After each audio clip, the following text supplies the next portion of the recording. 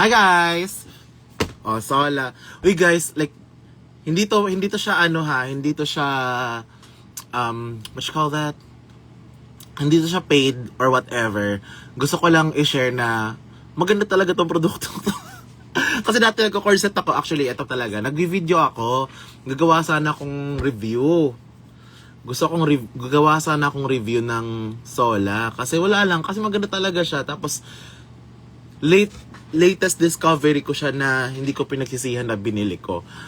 Tapos parang tinamad ako. tinamad ako mag-video, so parang share ko na lang.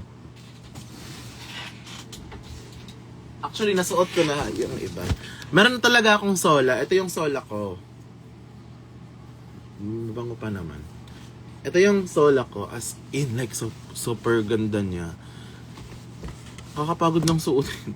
Kasi sobrang sobrang compression wear. So, medyo struggle siya suotin, pero iconic. This is it. Suotin ko ba? Tapos yung nasuot ko na kanina, yung high waist nila. Wait lang, Wait lang, magla-live ako ulit. May Shopee akong dumating. BRB.